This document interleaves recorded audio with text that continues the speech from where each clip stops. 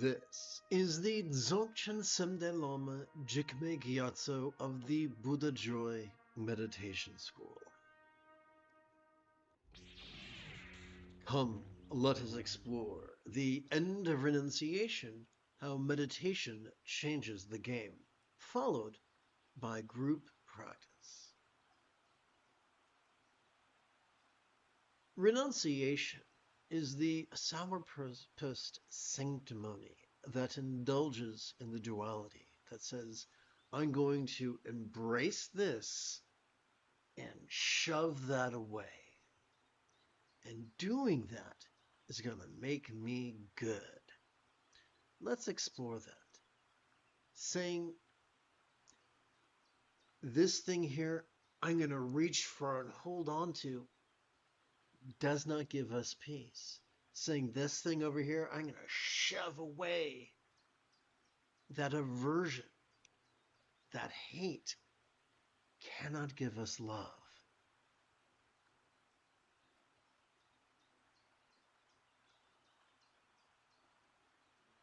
There is an organelle in our brain towards the bottom called the amygdala, and it is dedicated, or it is the seat of both anxiety and aggression.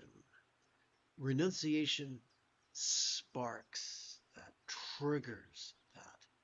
That is not the path of peace or love. So, how do we transcend this duality? We do it two ways. We transcend perceptual duality, and we transcend remedial duality. Let's start with perceptual. And to illustrate this, I'm going to turn to the 11th passage of Spaciousness of Vajrasattva. The mind of awakening gives rise to all appearances. So, number one, we are embracing all that can be perceived, emoted, intended, reasoned, recalled, or imagined.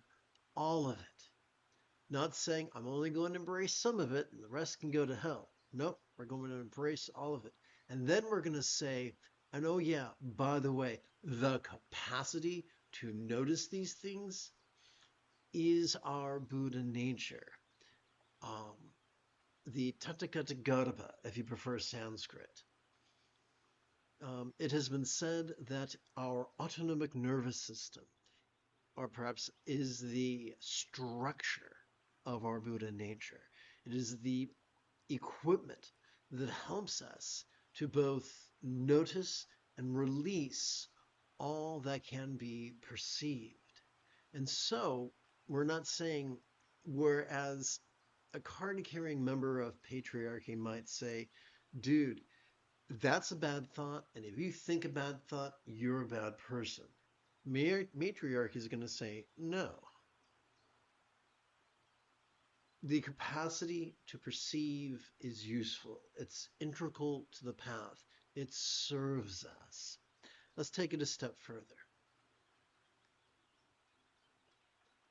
As we rest in our exhalation, whatever we watched during our previous inhalation could fleetingly feel less stressful, less permanent, less defining, and even less graspable.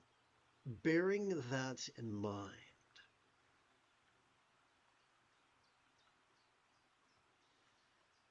as we rest in our exhalation, whatever our experience, whatever birth we might have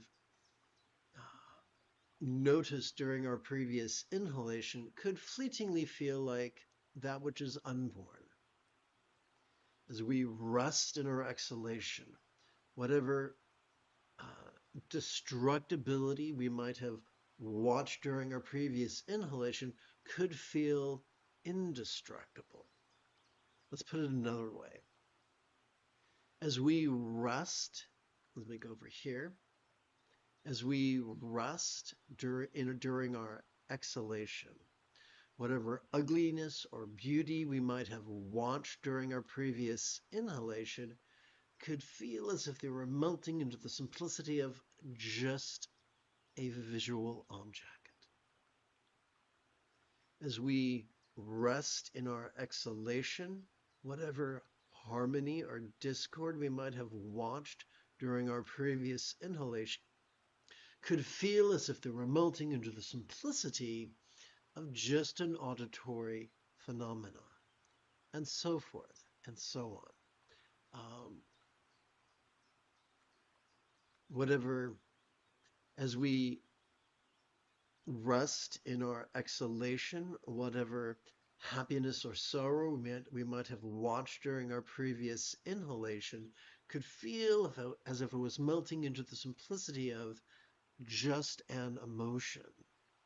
As we rest during our exhalation, whatever hate or love we might have watched during our previous inhalation could feel as if they were melting into the simplicity of just intention. Now, you could very well say, hey, if I don't do that, will I become a psychotic bastard? Will I become completely amoral? No, and here's the reason why. The more we cooperate, the more our watching and our resting cooperates with the two facets of our autonomic nervous system. The more the anxiety and aggression of our amygdala is calmed, and the more the empathy of our anterior cingulate gyrus is gently stimulated, the more we cooperate with our autonomic nervous system through watching and resting in correlation with our inhalation and exhalation, the more we cannot help but practice loving kindness.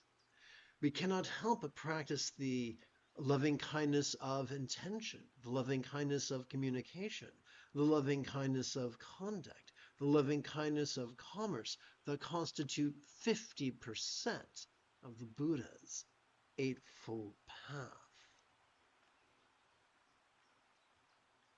The more we practice the watching and resting in harmony with our inhalation and our exhalation, the more we cannot help but have our choices and our utterances and deeds, and our deeds flow not from contrived calculation, not from wild scatterness, but instead from love's deeply centered spontaneity.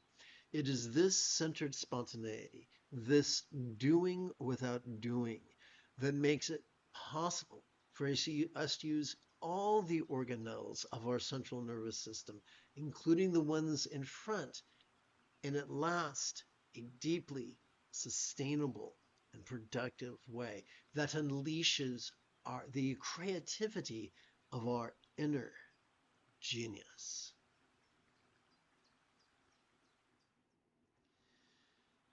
So let us now discuss let us turn our attention away from perceptual non-duality and over to remedial non-duality, remedial equanimity. And here's how that works. Whatever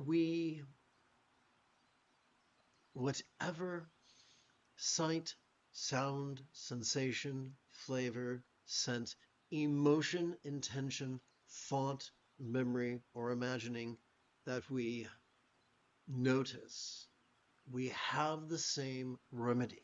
What's that remedy? We watch it during our inhalation, vulnerably, passively, viscerally, randomly, and fleetingly, and we rest into it during our exhalation. That's it. Regardless of whether that which we have noticed is external or internal or physical or mental or pleasurable or painful or interesting or boring or glorious or grotesque. Regardless of what are the attributes of that which we notice. Our remedy is the same. We watch and rest in coordination with our inhalation and our exhalation. It is just that easy. Here's the rule of thumb. What is the key to effortlessly practicing mindfulness, effortlessly and efficiently? All we got to do is silently and mentally recite the verb watch every time we feel our chest swell with breath. What is the rule of thumb by which we can most efficiently master meditation? All we got to do is silently and mentally recite the verb rest every time we feel our chest subtly sink as gently we exhale. Let's return to what the big kids call the root text. The mind of awakening gives rise to all appearances. Being unborn, it is indestructible. The timeless space of pure being is beyond the reach of contrived contemplation's thought. Let's bring this back to renunciation. Whatever good or bad we experience, we watch as we breathe in, becomes profoundly intangible as we relax, as we rest in our exhalation. This does not happen because we're clever people who have embraced pseudo-intellectual mental gymnastics. This does not happen because we are superstitious and devout and believe certain things. This happens because of the way that the central nervous system, for the majority of complex life forms on this planet, have evolved. Therefore, there is no need for us to indulge our controlling tendencies and our rigid tendencies. And instead, we can be just as laid back and as flexible as Qui-Gon Jinn.